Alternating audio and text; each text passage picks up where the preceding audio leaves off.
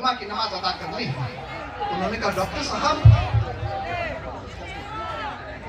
Washington university में एक chapel है, चैपल बोलते हैं चर्च को, एक चैपल है, चैपल की इंतजामिया यहाँ व्हाइट हाउस में काम करने वाले मुसलमानों को, यूनिवर्सिटीज में काम करने वाले मुसलमानों को, कंपनीज में सरकारी हो या गैर सरकारी कंपनियों में काम करने वाले मुसलमानों को यहाँ की इंतजामिया ये ऑफर करती है कि आप हमारे यहाँ आइए और जुमा की नमाज अदा कीजिए, यानी चर्च में जुमा की नमाज। तो आप अगर अंग्रेजी जबान के आलिम हैं, आप अच्छे आलिम और स्कॉलर हैं, तो जाहिर है कि ऐसी जगह जाने पर खुशी होगी। मुझे भी खुशी हुई, तजस्सुस भी, और मैंने अपने मन में ये इरादा किया कि अगर मुझे मौका मिला तो मैं वहां पहुंच करके इंशाअल्लाह जुमा का खुतबा भी दूंगा और जरूरत पड़ी तो जुमा की इमामत भी करूंगा। माशाअल्लाह। जब मैं वहां पहुंचा तो देखा कि लीबिया के एक बहुत बड़े स्कॉलर जुब्बा फुब्बा लगाए हुए जो वहाँ इस्लामिक स्टडीज की तालीम हासिल कर रहे थे आए, और उन्होंने कहा कि अंग्रेजी जबान में कि आप में से कोई अजान दे सकते हो तो दे दीजिए। ये मौका कहाँ गंवाने वाला था। मैं खड़ा हुआ और मैंने जुमा की अजान दी। चर्च में जुमा की अजान देने का वाशिंगटन की सरजमीन के इस नाचीज को शरफ हासिल है। मैंने क्या देखा, बगौर सुनिएगा। वो लीबिया का इस्लामिक स्कॉलर आता है, खड़ा होता है और कुरान और हदीस के हवाले से अल्लाह के रसूल सल्लल्लाहु ताला अलैहि वसल्लम के अखलाकियात पर ऐसी शानदार गुफ्तगू करता है कि ऑडियंस में तमाम मज़ाहिब के मानने वाले मौजूद थे। मैंने ये महसूस किया कि एक लीबिया का स्कॉलर अंग्रेजी जबान में अल्लाह के रसूल सल्लल्लाहु ताला अलैहि वसल्लम के अखलाक के बारे में, इस्लाम की बेहतरीन तालीमात के बारे में उन्होंने पेश किया। अगर भारत की सरजमीन पर बसने वाले इन उलमाए किराम को अगर ये मौका मिलता तो उस सरजमीन पर जाकर किस तरह उनकी जबान क्या होती, उनका टॉपिक क्या होता, उनका मौजू क्या होता, उनका लहजा क्या होता।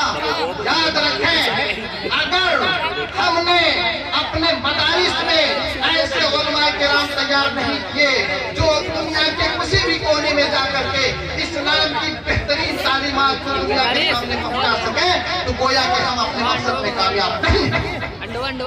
हम चाहते हैं कि हमारे उलमाए किराम दीनी उलूम के साथ साथ अंग्रेजी जबान पर कुदरत हासिल करें, ताकि हम दुनिया को बेहतरीन एजुकेशन की तालीम दे सकें, अखलाक की तालीम दे सकें, और ये बता सकें कि इस्लाम ने, कुरान करीम ने, हदीस ने किस तरह से ह्यूमन राइट्स को महफूज किया, हम उन्हें यकीन दिला सकें। तो हम चाहते हैं कि जो इन उलमाए किराम के अंदर ऐसी तरह से खूबी चाहिए।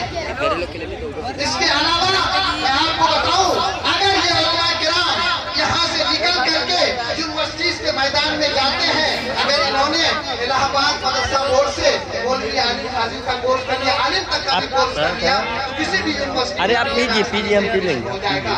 और बीए कर लेने के बाद यानी उलमाए किराम ही उसी तरह से उन तमाम जॉब और नौकरियों के लिए अप्लाई कर सकते हैं जिस तरह से दूसरे लोग करते हैं। पिछले 6 महीने पहले हमने अखबारात में पढ़ा, फिर तहकीक की करने के बाद मैंने इसमें डेटा इकट्ठा किया है। हमें ये इल्म हुआ कि तकरीबन बिहार की सरजमीन पर 80 से 95 मिसबाही उलमाए किराम वहाँ पे, वहाँ के कॉलेजेस में, वहाँ के स्कूल में उर्दू के टीचर हो जाते हैं। क्या कहें, उर्दू के टीचर उलमाए किराम, सरकारी टीचर जिनको तनख्वाह मिलेगी 80,000, 90,000, 1 लाख, 1.5 लाख, 2 लाख रुपए। क्या ये मौके नहीं है? क्या उन मौके की तरफ अपने उलमाए किराम को नहीं बढ़ा सकते हैं? अगर ये यूनिवर्सिटीज के मैदान में चले जाते हैं तो इनके लिए तमाम दरवाजे खुल जाते हैं। ये कॉलेजेस के मैदान में जा सकते हैं, ये यूनिवर्सिटीज के मैदान में जाते हैं, एजुकेशन बन सकते हैं, ये एजुकेशन ऑफिसर बन सकते हैं।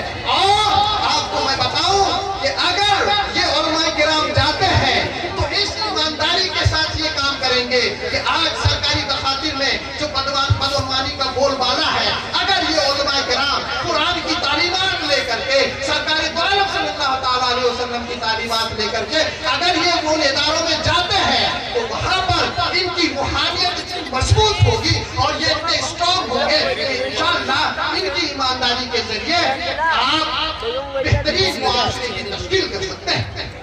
पहला